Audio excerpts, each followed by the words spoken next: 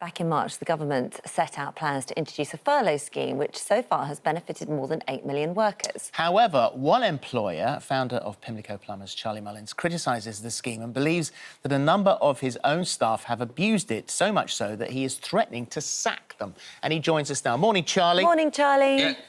Morning. Morning. So, how many staff have you got before this happened? And then, you know, what's the proportion of furloughed staff?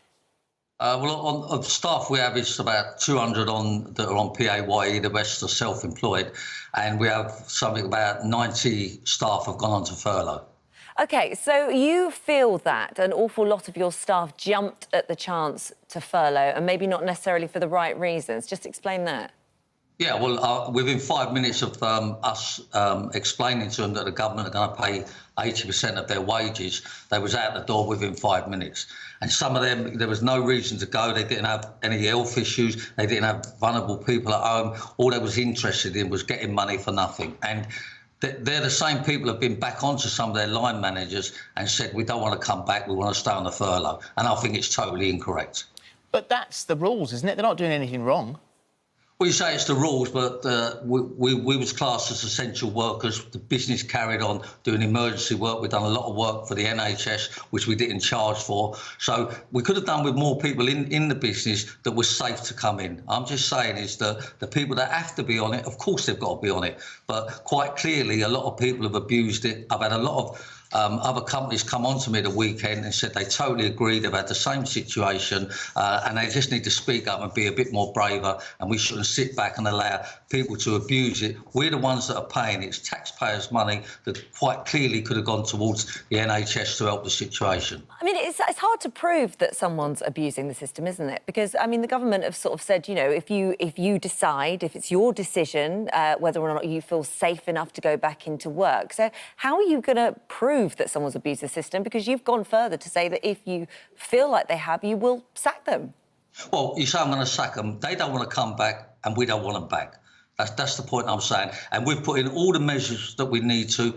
We've put in all the hygienic things we have to do, social distancing. We laid on food for them. We laid on parking for them. We gave them a bonus, and they still felt they want to be better off. The same people that run out of the office within 5 minutes, they're the same people that went to the beach at weekends and sit out in beer gardens drinking their beer. They're the same people. Do you know that? Did you see your staff on the beach?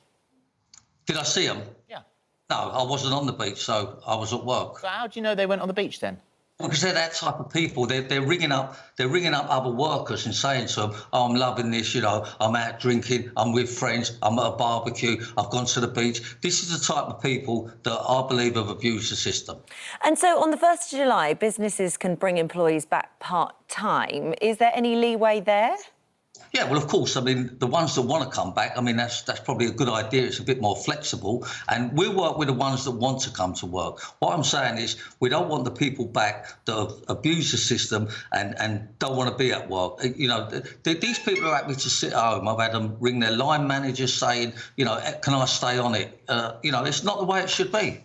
Charlie, Pimlico Plumbers are not cheap. It's very expensive to get you guys round to houses and to do the job. So are you saying that before lockdown, a vast proportion of your staff didn't want to do the job?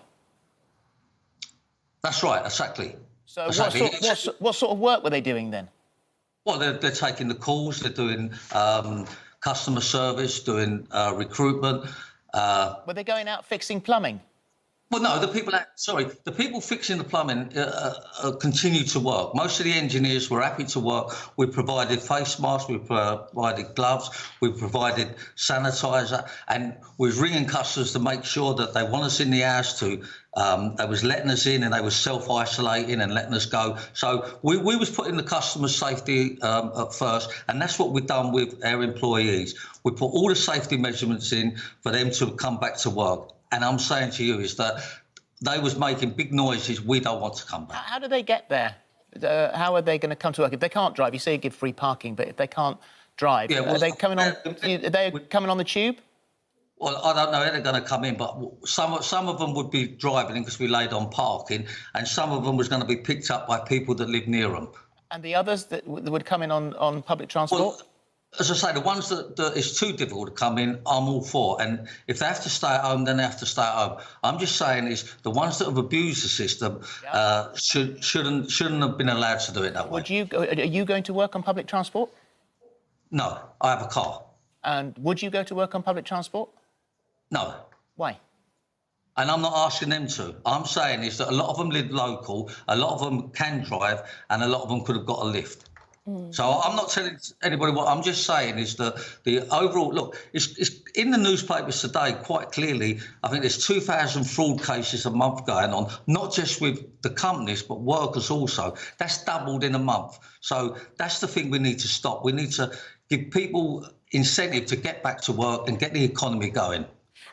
Aren't you worried that you're going to make yourself hugely unpopular now amongst your workforce, who you rely on to run your business? I'm probably more popular now with the workforce because the ones that we've helped out and laid on food, bonuses, parking, they're very grateful that we've done that for them. And, you know, where's that thing? I have that thank you thing. Anyhow, we have a massive thank you thing from all our staff. That, sorry? At least there was someone there at work. Oh, look, so there you go. We've got that from our staff, right, saying thank you that we've kept them working and what we've laid on for them. So, you know, the fact is that, you know, some people are concerned about their future, and I believe that by coming into work and getting the company to work through the situation, I think it's going to be better for them in the long run and better for the business. How is business at the moment? It's quite good at the moment, actually. We've been doing a hell of a lot of emergency work and you know, we run a free service for the NHS that we was not charging them, and we've done over £50,000 of work free for the NHS. So this ain't about money; it's just about principles. But and I just don't your profits are up year on year as it stands now. We run a business, and fortunately, we run a successful business. Yeah, and absolutely. And there's nothing wrong with running a successful business. No. But I think if you're up year on year and have found out that you can actually do this with less staff, isn't that a convenient way to get rid of them? You're right. You're so right. I mean, it shows that we was overstaffed and people weren't really pulling their weight. But what I was trying to say is that we've kept these people in work for many years, and as soon as they see an opportunity to not come to work, that's what they take. So what you're saying then is that if anyone's watching this and you're on furlough and you're lazy, then don't expect to have a job to go back to. Yeah, if you want, yeah, I'll agree with you on that. You know, the people that have to be on it have to be on it. The people that are taking the mick out of it should not be on it. All right, Charlie. Thank you. Charlie, thank you. Thank you very much. No problem.